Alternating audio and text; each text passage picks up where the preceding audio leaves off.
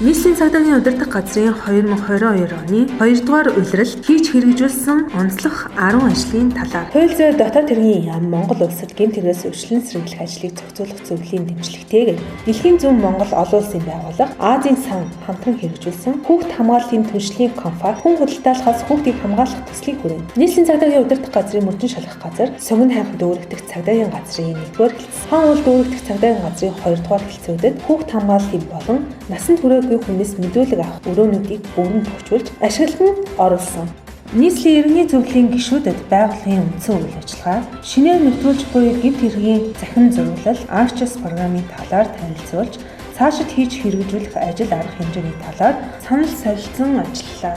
Баянгол дүүргийн гэмт хэрэгээс өвчлөн сэргийлэх ажлыг зохицуулах, салбар зөвлөлийн гэмт хэрэг зөрчлөөс өвчлөн сэргийлэх, хүүхдийн сурч боловсрох, эрүүл аюулгүй орчныг бүрдүүлэх, соён гэгэрүүлэх, хүүхдэд ээлтэй байгуулах хамт олныг бий болгох дэмж, хүүхд хамгааллын бодлогыг хэрэгжүүлэхэд хүнлэнгийн хяналт тавих, гэр бүлийн тогтвортой байдлыг хангах, байгууллагын нийгмийн хариуцлагыг дээшлүүлэхэд чиглэгдсэн хүүхдийн төлөө бидний оролцоо сэдвт зөвлөгөөнийг том байгуулсан. Тус зөвлөгөөнд хөдөлмөрт нийгмийн хамгааллын сайд Арин Зуяа, Монгол улсад гэмт хэрэгээс өвчлөн сэргийлэх ажлыг зохицуулах зөвлөлийн ажлын албаны дарга, нэм гэрэл болон холбогдох албаны хүмүүс оролцлоо.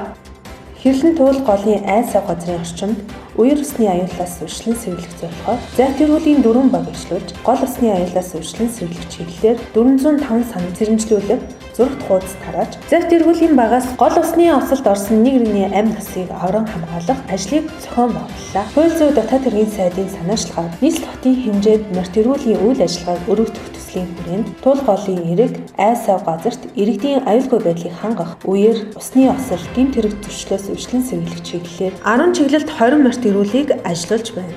Нийслэлийн аюул жуулчлалын газар Монголын оюутны холбоотой хамтран оюутнуудыг гэмт хэрэг зөрчлөөс өвчлөн сэргийлэх ажилд татан оролцуулах, гадаадын иргэдэд аюулгүй байдлыг хангах зорилгоор оюутан цагдаа 2022 арга хэмжээг зохион байгуулж, улсын болон хувийн эмчийн 12 ихтэй сургуулийн 225 оюутныг гадаадын зуулчид ихээр зорчдог газруудад сэрэмжлүүлэг зөвлөгөө өгөх хууль тогтоомжийг сурчлах чиглэлээр ажиллаж байна. Сонгон хайрхан дүүрэгдэх цагдаагийн газраас гэмт хэрэгээс өвчлөн сэргийлэх ажлыг зохицуулах салбар зөвлөлт, нийслэлийн шүүхийн шийдвэр гүйцэтгэх газар, дүүргийн прокурорын газар, хөдөлмөр нийгмийн халамжийн үйлчлэгээний хэлтстэй хамтран хууль сурчлах, хөдөлмөр эрхлэлтийг дэмжих нээлттэй хаалганы өдрийг зохион байгуулж, дүүргийн цагдаа, прокурор, татврын хэлтс, хөдөлмөр халамжийн үйлчлэгээний хэлтс байгууллагын үйл ажиллагааг сурчлан, иргэдэд холбогдох хууль эрх зүйн зөвлөгөө өгч ажилласан. Нийслэлийн цагдаагийн удирдах газраас цагдаагийн ерхий газрын төв архивтай хамтран байгууллагын архив албан хэрэг хөтөлбөрийн үйл ажиллагааг зааврын дагуу явуулахад анхаарах асуудал сэдв сургалт хэлэлцүүлгийг туршлах солилцох, мэдлэг олгох ажлыг төвийн болон харьяа нэгжүүдийн хэмжээнд зохион байгуулан ажиллалаа.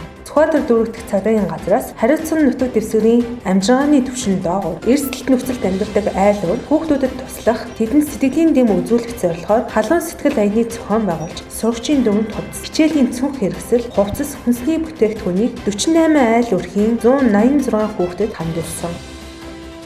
Нийслэлийн цагдаагийн удирдах газрын харьяа байгууллагын аль паштын чөлөө цагийг зөв боловсон өнгөрүүлэх, бие бэлдрийг чийгжүүлэх зорилгоор мөрдөн шалгах газрын спорт залны засвар төвчлөлтийн ажлыг хийж, гүйцэтгүүлэн ашиглалтанд оруулж, тэмцээн уралдаануудыг зохион байгуулж байна.